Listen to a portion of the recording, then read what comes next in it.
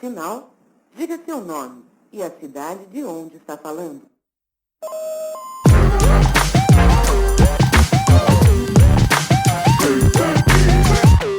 Por um fio.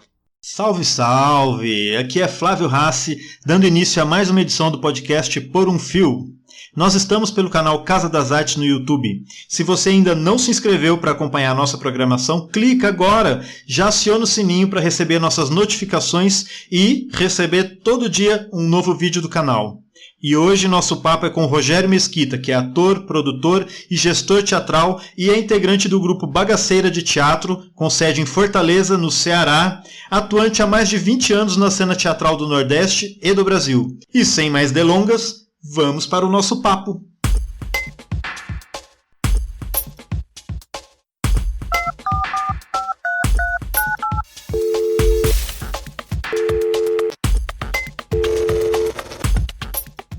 Alô? Rogério, como vai? Tudo bem? Olá, Flávio, tudo bem com você também? Aqui tá tudo indo, né? E aí? Estamos aqui, acho que na mesma situação que vocês. Rogério, obrigado por aceitar o convite para esse papo. Essa daqui vai ser a minha primeira ligação do podcast, que é por indicação. Então eu queria aproveitar para agradecer a Graciela Gitirana, que fez essa ponte entre a gente e nos apresentou, amiga comum, né?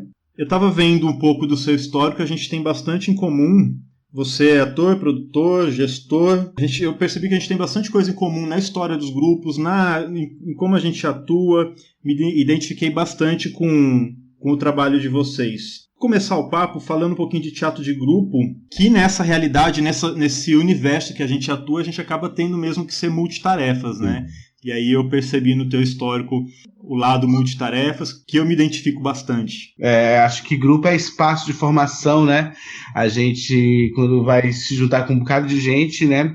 A gente acaba tendo que acumular algumas funções que a gente nem sonhava em realizar, né? Eu, quando eu era criança, não sonhava em ser produtor de teatro, né? Mas eu me fiz produtor dentro do grupo Bagaceira. Eu também, quando eu comecei pela vertente do ator e fui descobrindo outros lados, virei produtor, cenógrafo, diretor, e hoje eu gosto, inclusive, mais de estar fora da cena do que dentro. Que interessante. O Bagaceiro, o grupo que eu faço parte, existe há 20 anos aqui em Fortaleza.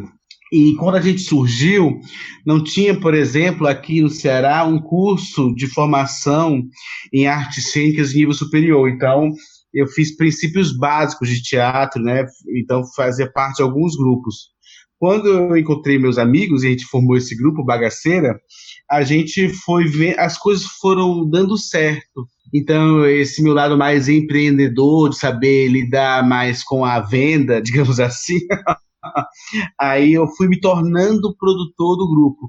E acho também uma das coisas que esse caminho me apontou de uma maneira muito rápida foi porque a gente ensaiava no quintal da casa da minha mãe.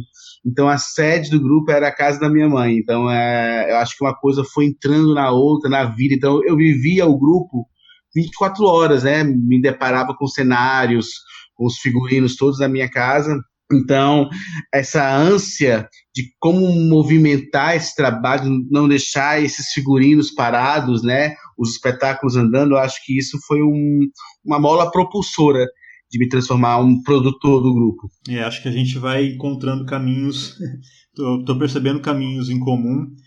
Dentro do universo do teatro de grupo, a gente aprende a se desdobrar um pouco em outras funções para ter que dar conta. E eu observo que muitas das pessoas que fazem produção, hoje em dia, de grupos, elas acabaram sendo realmente levadas para isso, pela necessidade de alguém assumir essa função, e às vezes aqueles que tinham uma proximidade maior com essa necessidade acabavam assumindo e se descobrindo produtores, né? Porque eu acho que é difícil, né? Porque a gente começa muito jovem, tá se descobrindo enquanto ser humano, se abrindo para a sociedade e já faz a escolha do teatro, que já traz muitas dificuldades.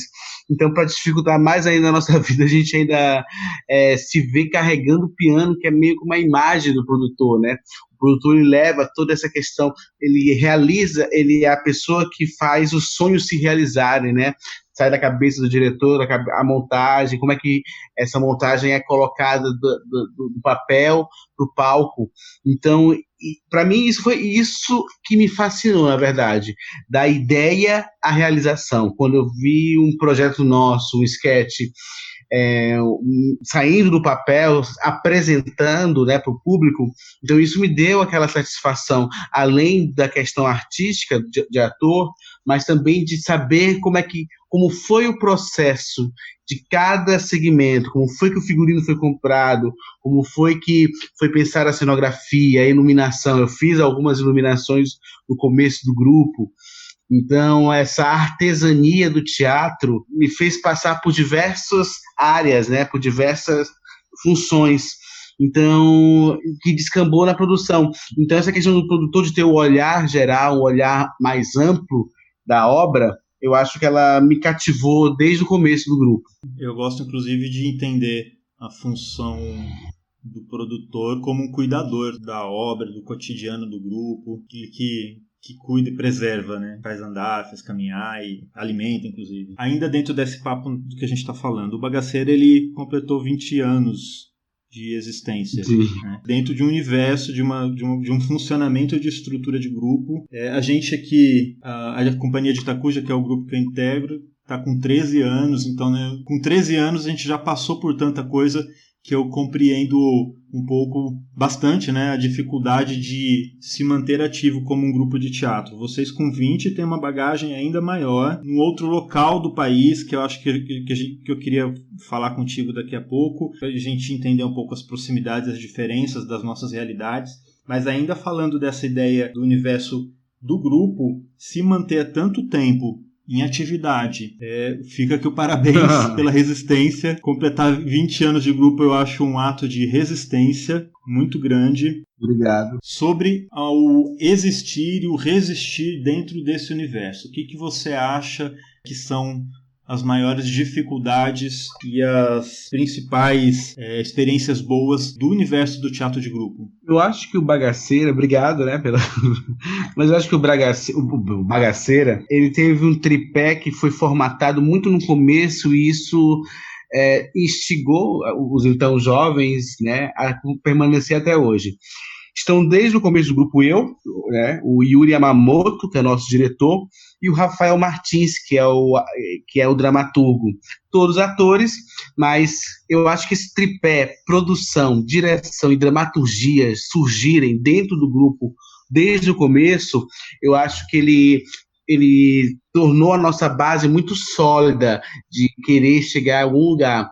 Por exemplo, Bagaceira surge no contexto de Fortaleza, aqui do Ceará, que é uma cidade cheia de grupos de teatro.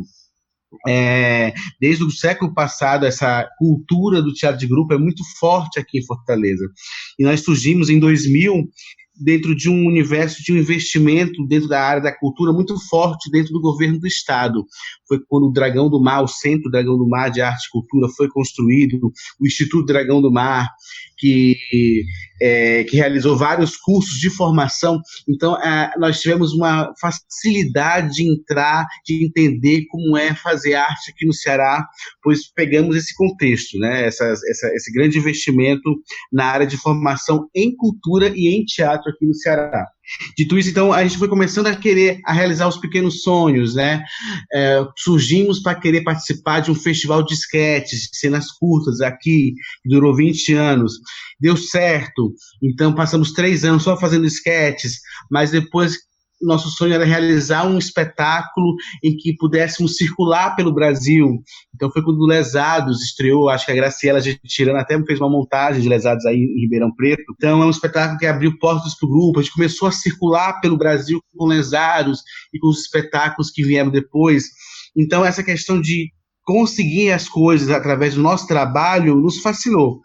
É claro que nós também pegamos um outro contexto nacional do governo do PT, o governo Lula, em que o Ministério da Cultura entendeu que a cultura era algo paradoxal, era uma coisa vinha a partir do homem, a cultura tinha que ser mais divulgada, mais compartilhada por esse país tão grande. Então nós pegamos também investimentos até então inéditos para o Nordeste, né? Nós já fomos patrocinados pela Petrobras, já fomos contemplados por vários editais nacionais. Então, essas conquistas foram solidificando essa trajetória do Bagaceira. É claro que nos últimos anos, esse teste de resistência está elevado à enésima potência, porque estamos num contexto já completamente desfavorável à cultura, né?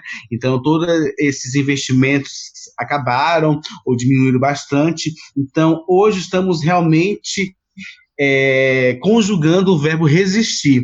Como resistir num cenário tão desfavorável? Eu acho que nos últimos 4 anos, porque eu entendo esse cenário desfavorável desde 2016, o Bagaceira está se reinventando, tentando ver até onde vai essa trajetória, até quando nós conseguiremos resistir, e cada ano tem sido um grande teste de fogo, né? Eu acho que por isso que, por exemplo, a gente enveredou para o audiovisual, estamos realizando algumas obras para o cinema, fizemos 2 curtas e um longa, que teve uma aceitação muito bonita. Então, mas é claro que tudo isso é difícil, nós somos um grupo independente, como você falou, é um grupo que está fora, que está longe do grande centro que tem o eixo econômico no Brasil. Então, e eu acho que esse abismo que os grupos do Nordeste, os grupos do Brasil inteiro têm em relação ao eixo econômico, ele se agigantou. E eu, claro, coloco nesse mesmo caldeirão da distância dos recursos os grupos do interior do Brasil, né? Então, acho que estamos em contextos bem desfavoráveis, né? É difícil que a população que tem toda a sua formação feita pela televisão entenda que um artista que não apareça na televisão é um artista. Então, até essa compreensão de sermos vistos pela sociedade como artistas, como trabalhadores da cultura, ainda é muito complicada. Acrescentando tudo a isso, essa pandemia, que eu acho que ela escancarou esse desamparo do artista, né? Acho que essa pandemia, ela escancarou muito o desamparo do artista em relação aos seus direitos, em relação à sua estabilidade. Então, eu acho que é um teste de resistência realmente. Eu acho que, por exemplo, estou trabalhando com as mesmas pessoas há 20 anos. Então, isso tem suas facilidades, mas também tem suas dificuldades. E, nesse momento, estamos tentando segurar somente naquilo que é mais forte, naquilo que move para frente. O Ceará, assim como todo o Nordeste, ele se a gente for falar em cultura, é extremamente rico. Mas você falou a respeito de Fortaleza, que é uma cidade que o teatro e o teatro de grupo, historicamente, é bem forte, mas isso é uma coisa de Fortaleza ou isso é uma realidade do Ceará? Como é que é por aí a questão do teatro, a questão do trabalho de grupo, essa produção que vai além, vai para outro lugar, que é o que a gente chama, né, o não comercial?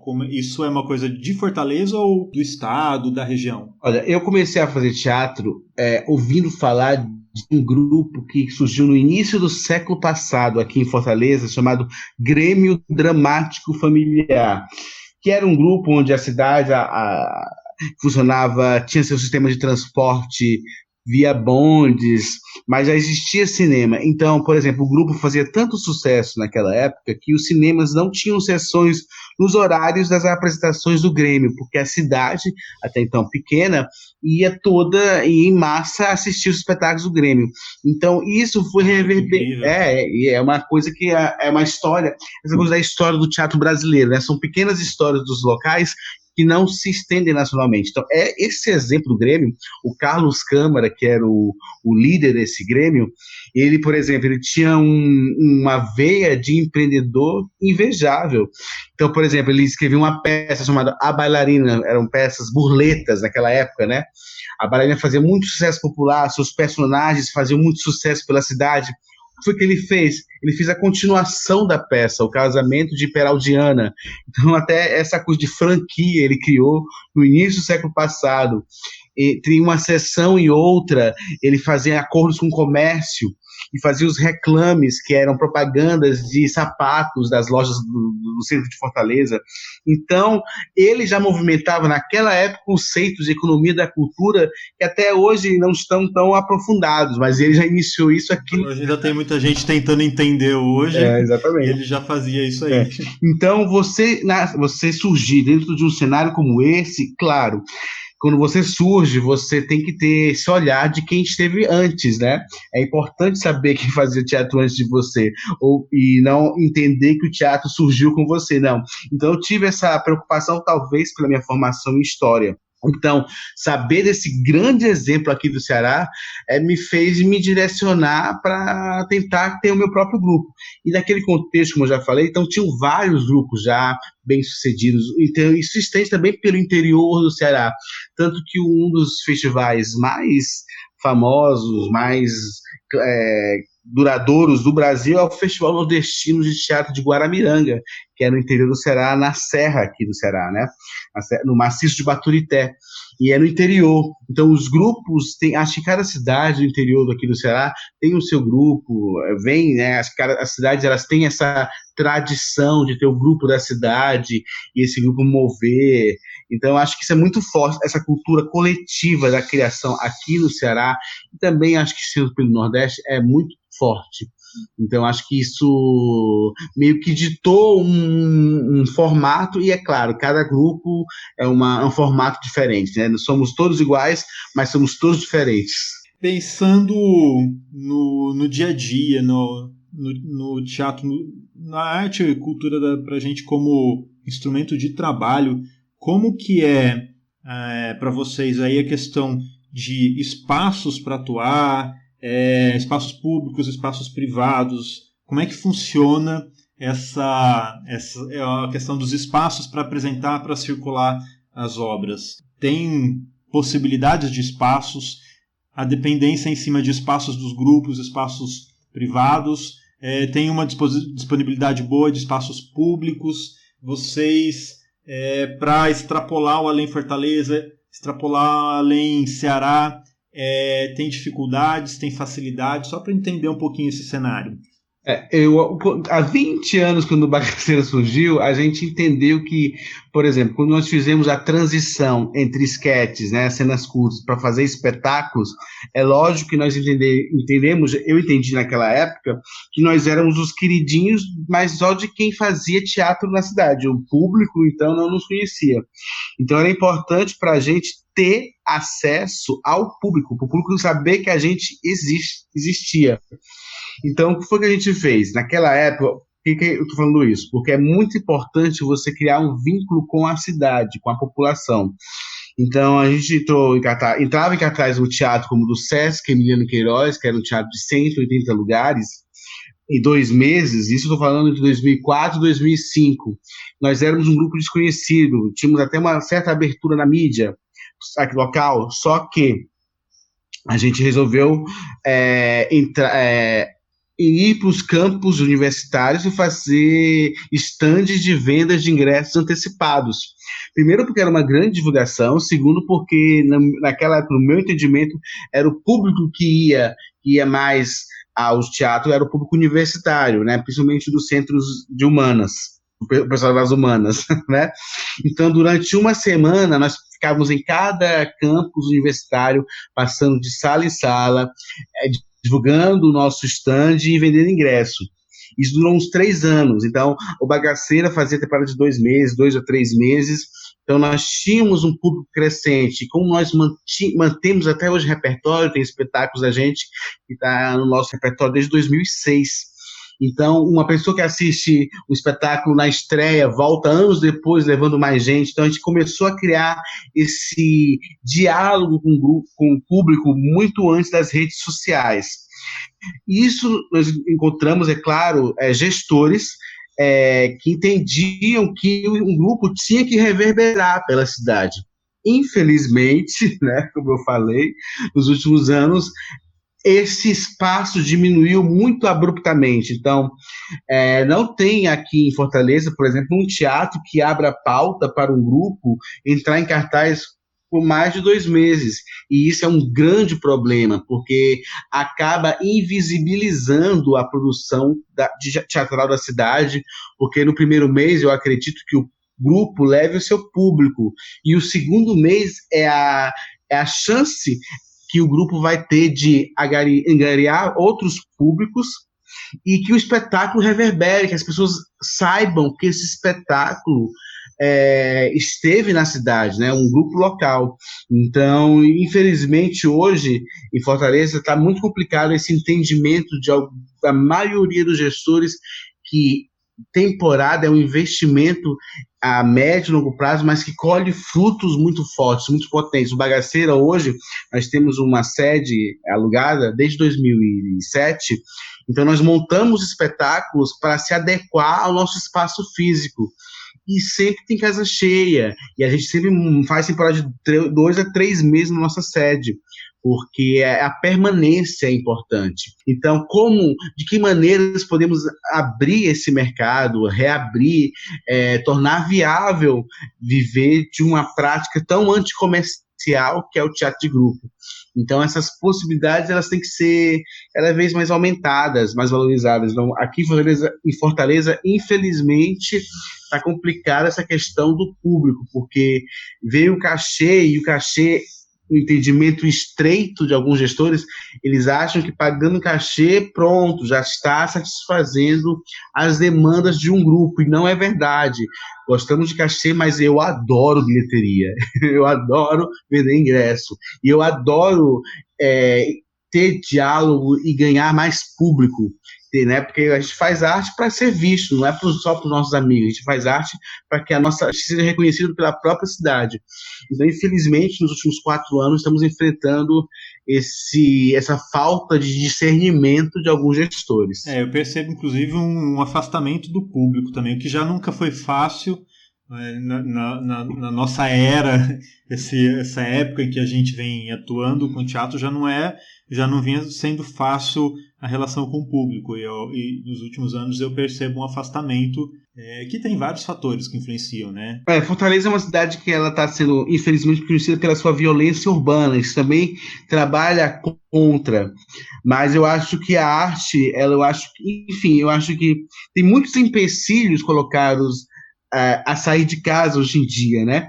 Então, se você não dá pelo menos a possibilidade de um grupo permanecer, ter esse estado da permanência a longo prazo, você está fazendo um desserviço. Eu acho que você está jogando, principalmente em equipamentos culturais públicos, eu acho que você está jogando dinheiro público fora, porque você não cria público, você não cria o hábito de assistir, você não faz aquela economia, aquelas ideias girarem. Então, eu acho que é meio equivocado esse pensamento, né, de que pequenos eventos, só porque vai ter um grande, vai ficar bonito no relatório dizer que teve 30 apresentações em 2 meses, mas que, se você for ver, a média de público é muito baixa. Mas e falando de investimento público para a cultura, construção de políticas públicas estruturantes, como que é para vocês essa realidade? Então, a gente sempre teve que estar presente nesses movimentos de diálogo com o poder público para construir.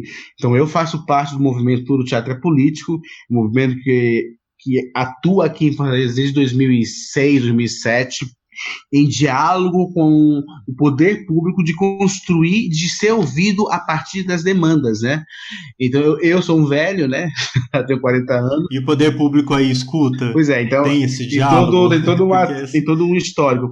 Então, eu fundei, junto com outros grupos e outras entidades, o Fórum Cearense de Teatro. Então, esse fórum, ele dialoga com o poder público, e é claro que esse diálogo, em alguns momentos, é muito bom. Nós já conseguimos, por exemplo, que o edital do governo do estado, há muitos anos atrás, fosse de 200 mil a R$1 milhão, mas no edital seguinte perdemos essa conquista. Depende muito de quem está no governo, de como é que está essa escuta, e de como essa escuta, porque eu acho que é esse o segredo, de como essa escuta se transforma em prática. Porque não adianta nada o gestor dizer que escuta, que está em diálogo, se isso não se transforma em algo prático. Estamos também, mais uma vez, estagnados nessa questão do diálogo, porque estamos discutindo edital, e essa política de edital há muito está engessada. A gente não consegue aprofundar outros canais, outros investimentos também públicos, além dos editais, né? A gente não consegue aprofundar isso. A demanda da cidade, a demanda dos artistas cresceu aqui em Fortaleza. Então, esse exercício da escuta dos gestores públicos também está bem complicado aqui, como eu acho que está no todo o Brasil. Eu venho falando bastante que a dificuldade de desenvolver políticas públicas para a cultura tem esbarrado muito na questão da vontade política dos gestores. Se você for ver, a cultura nunca está nos debates políticos, né? Nunca está nos debates nunca tem a bolinha cultura. Eu acho que além da vontade, tem a questão da força política, né? Dos gestores que vão para as pastas das secretarias de cultura. Então, e com esse desmembramento do governo federal, que acabou com o Ministério da Cultura, isso meio que vira um espelho. Então, por exemplo, algumas cidades aqui no Ceará perderam suas secretarias de cultura, foram atreladas ao esporte, à educação. Então, a cultura, que já era uma coisa muito frágil, as pastas, perdem sua autonomia, já que espelham um péssimo exemplo do governo federal.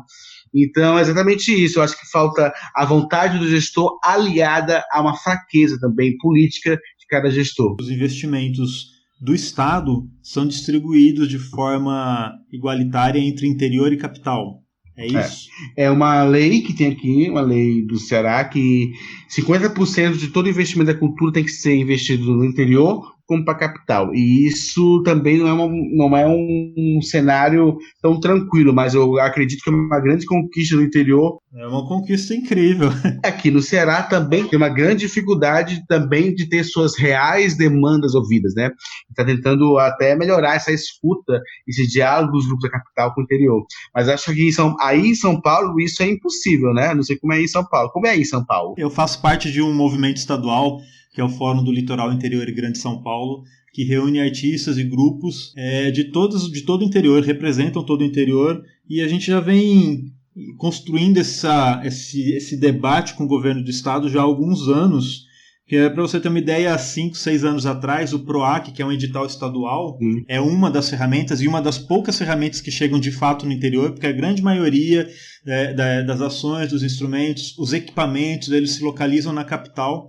E o PROAC Editais, até 6 anos atrás, ele tinha uma cláusula que definia que 20% dos projetos premiados seriam do interior. Muito pouco, né? E naquele momento muito pouco, a gente pensar que são mais de 500 cidades para uma cidade, ainda que seja capital com uma população muito grande, a população de todo o estado e o número de cidades é muito maior. E a gente começou a discutir naquela época com o governo do estado justamente isso. Há produção cultural no interior, há grupos produzindo, há artistas trabalhando, há agentes de vários segmentos que estão trabalhando e o Estado não chega. A nossa bandeira é que o Estado governe por todo o Estado. E a partir dessas discussões a gente construiu um mecanismo que foi transformando os editais do PROAC e hoje todos têm essa cláusula de que 50% dos prêmios no mínimo tem que ser para o interior e 50% para a capital. Ah, que ótimo! É uma realidade isso para o PROAC Editais, mas só para o PROAC Editais. Todo o investimento do Estado na cultura ainda está muito concentrado na capital. Mas se você for ver, se você fortalecer grupos e a produção artística do interior, você acaba criando circuitos de circulação mais fortes, você consegue criar, né, você consegue fazer não ficar tão dependente, por exemplo, do poder público. Você pode ir, porque se um grupo da capital do interior tiver uma sede potente, né, potencializada através de recursos, ela vai receber bem, vai ter construído o seu público, então ganha todo mundo a médio e longo prazo. O problema é que os editais eles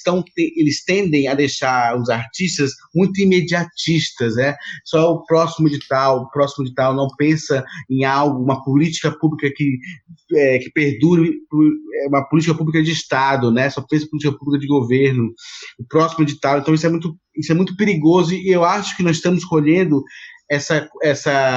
esses frutos bem poucos por conta dessa falta de entendimento, que onde tem menos investimento tem que ter mais atenção, sim. Eu falo isso porque o Bagaceira circulou pelo interior do Ceará, ou pelo interior de São Paulo inteiro em 2010, né? Há 10 anos atrás, pelo SESI, o Viagem Teatral.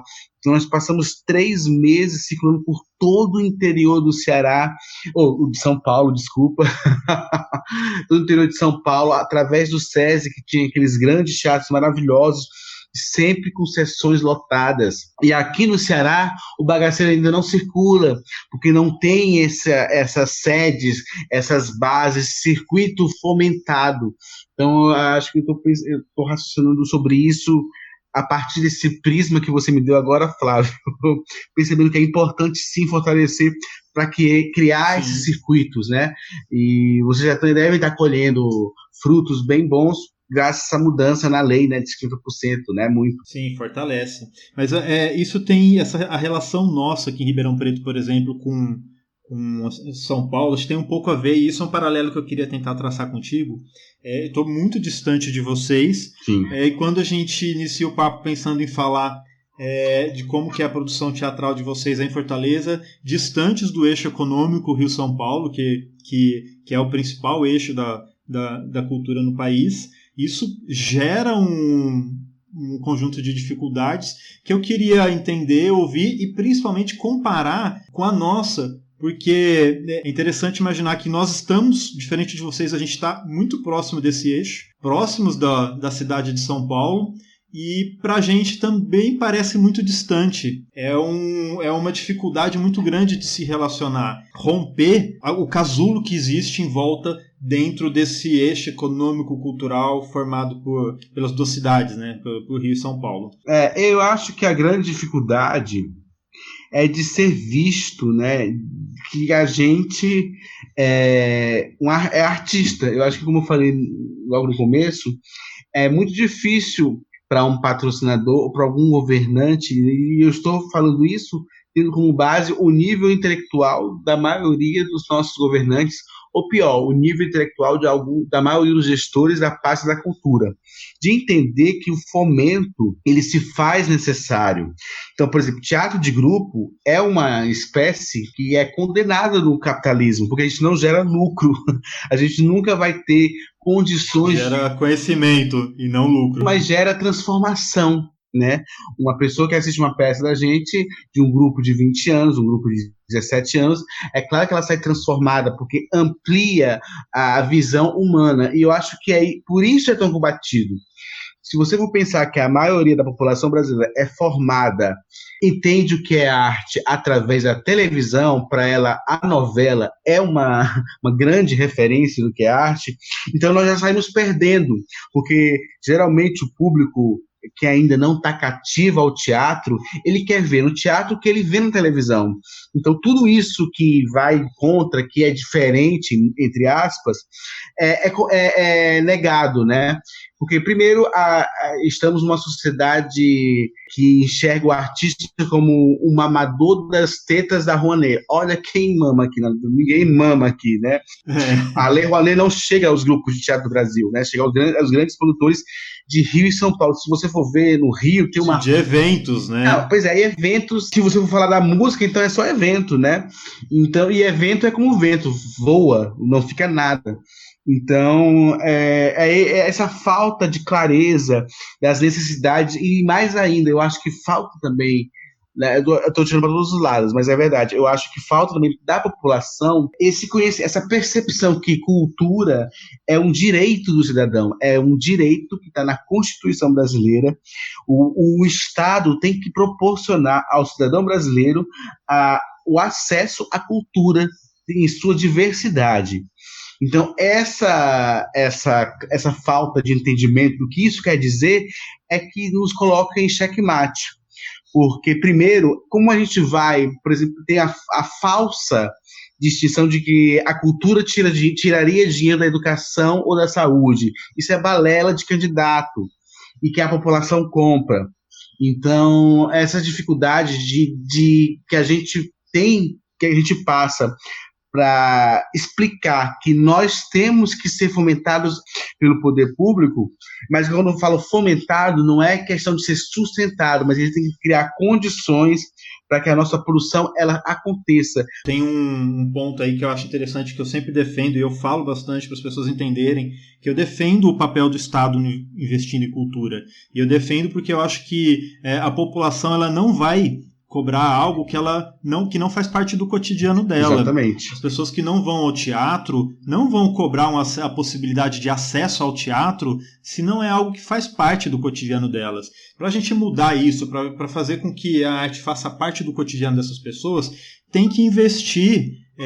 Aí eu vejo o papel do Estado investindo para que a arte, essa produção cultural, ela consiga permear toda a sociedade. E aí, a questão do Estado investindo na produção cultural. Tem um entendimento muito equivocado que a gente precisa mudar, de que está investindo no artista, está investindo no grupo. Quando o Estado abre um edital, cria algum mecanismo para fomentar a produção artística, ela está investindo na sociedade. Exatamente. O grupo, o artista, ele é um veículo, ele é um vetor para que o Estado consiga trabalhar, proporcionar o acesso a uma formação cultural para a sociedade. Não é recurso público sendo investido no artista, é recurso público utilizando o artista e o grupo para investir na sociedade. Exatamente. E além disso, se você for falar economicamente, nós geramos empregos diretos e indiretos. Sim. Então, é toda uma economia da cultura que não pode ser menosprezado, o nosso potencial, o nosso PIB. E falando de futuro, pensando no momento que a gente está enfrentando a pandemia, com necessidade de isolamento, e que há uma precarização dos espaços de trabalho para os artistas e para os demais trabalhadores da cultura nesse período, e a gente não sabe quando isso vai passar, quando vai acabar, e quando a gente vai poder retornar ao trabalho, e provavelmente seremos alguns dos últimos, porque a gente gera muita aglomeração. Como que ficam essas perspectivas de futuro para vocês por aí? Olha, para a gente, acho que para os coletivos, isso está sendo um grande desafio, porque até esses editais emergenciais que estão saindo, é uma produção, primeiro que eu critico muito esses editais emergenciais, que eles estão meio que engessando a criação. Eles dizem um formato, eles dizem inclusive o que deve se pensar. Deve ser obras pensadas durante a pandemia que abordem esse tema. Então, meio que nós estamos sendo obrigados a refletir sobre isso. Mas o valor que é pago por esses editais, eles não pagam as despesas de um coletivo, mas sim de um artista individual, né, de um artista independente. Então, por exemplo, a coletividade está sendo colocada em xeque em diversas maneiras, né? Não só pela pandemia, pelo distanciamento, mas também pela sobrevivência desses grupos. Então, isso é uma coisa que nós estamos pensando, como é que a gente vai... Aí, isso é muito grupo de teatro, né? Como é que a gente vai botar esse sistema a favor da gente, né? Como a gente vai mudar essa onda. Então, é pensar outras possibilidades. Por exemplo, eu acho que a questão das lives, da criação para essas plataformas, claro que não é teatro da maneira que se entende, mas eu acho que sim, são outras possibilidades que vieram para ficar. Por que não pensar uma criação para essas plataformas? Como podemos criar remotamente? Eu defendo isso, inclusive. Eu acho que tá aí, nós fomos colocados numa situação que acaba forçando a exercitar a criatividade e talvez descobrir outros formatos. Outras possibilidades. Eu estou aqui até descobrindo o universo dos podcasts. Aliás, esse é meu primeiro podcast, gente. É a minha primeira vez com o Flávio. Eu estou descobrindo esse universo. Estou adorando, estou gostando. Eu descobri as lives. Eu fiz muitas lives no mês passado, que era o aniversário do Bagaceira. Então, comandei muitas lives. Então, eu adorei. Eu quero fazer transmissões de espetáculo, experimentar fazer transmissão de espetáculo de teatro via internet, e que não seja apenas uma câmera mostrando o teatro que a gente faz para o público presente, mas é um pensamento que eu venho construindo sobre como teatralizar para o espectador que está do outro lado do Wi-Fi. Mas é exatamente isso, como é que a gente pode traduzir para essas plataformas todos a liturgia do teatro, os ritos do teatro. Então, essa questão de como pensar a criação artística, eu acho que isso não... Sabe, eu acho que é só... é não achar que é não ficar amarrado a conceitos que viram preconceitos. Eu acho que é se jogar mesmo, é criar mesmo, é câmera na mão, uma ideia na cabeça. Pra gente caminhar para finalizar, tem uma brincadeirinha que eu sempre uso no encerramento do podcast, que são as rapidinhas. Eu vou te lançar algumas perguntas bem rápidas para você responder na lata. Ui. Primeira coisa que vier, pode ser? Antônio Fontinelli. Desculpa ter te chamado assim. Então vamos lá para a primeira pergunta. Na hora da fome, emergência do iFood, vai no pedido do McDonald's ou prefere Burger King? Nenhum dos dois. Eu tô ficando vegano. Então aí não dá para encarar mesmo. E distração para quarentena, live de sertanejo ou de pagodeiro? Ai, nenhum dos dois. Por que tu bota tanta encruzilhada? Eu prefiro live da Fernanda Abreu. Essa daqui é uma pergunta capciosa. Qual governo que mais prejudicou a cultura no país? Temer ou Bolsonaro? Eu acho que o Temer, numa proporção, começou, né, com o desmoronamento. O Bolsonaro só está dando continuidade, né, a esse projeto de destruição, mas eu acho que o golpe que o Temer promoveu, eu acho que ele foi uma faca no peito da cultura. Então, eu tendo a dizer que o Temer vai levar essa, infelizmente. O Bolsonaro... Eu também tenho esse entendimento. Para encerrar, sente mais falta do aquecimento? Para ensaiar ou para apresentar? Para apresentar. Você sabe que eu gosto muito mais do momento do ato da criação. Eu também gosto, mas é porque aquele frio na barriga diante da apresentação para saber se o público vem ou não, essa coisa de também ser aplaudido, então isso me faz falta. E quem quiser acompanhar o trabalho de vocês pelas redes, vai procurar como? É só procurar no YouTube, Grupo Bagaceira, no Facebook, Grupo Bagaceira, no Instagram, Grupo Bagaceira, e no Twitter, G Bagaceira. E também a página no Facebook da Casa da Esquina, que é a sede do Bagaceira. Maravilha. Rogério, obrigado pela presença aqui no nosso podcast. Obrigado você, Fábio. Obrigado por esse papo, por esse encontro de ideias e de realidades. O espaço está sempre aberto. Nosso papo foi muito gostoso. Te agradeço. Muita boa sorte para você, para a Ditacuja, para a Casa das Artes, para todo mundo, que a gente consiga resistir e quem sabe mais na frente faça um outro podcast sobre o retorno das atividades sem ser remotas. Aí vamos festejar, tá bom, Flávio? E venha para o Ceará. Já fica marcado. Obrigado, abração, até. Nosso papo com Rogério Mesquita termina por aqui. E eu agradeço a você que acompanhou essa conversa e chegou até aqui com a gente. Por um Fio é um podcast criado e apresentado por mim, Flávio Rassi, com a colaboração de Michele Maria, e estamos abertos a sugestões e impressões. Queremos ouvir vocês. Estamos pelo canal Casa das Artes no YouTube. Deixa aqui a sua curtida no vídeo, comenta, porque isso é muito importante para nos ajudar a movimentar o canal. E se ainda não está inscrito, corre lá! Aciona o sininho para poder receber nossa programação todo dia, uma programação nova no canal. Aproveita para ouvir os outros podcasts anteriores e até já!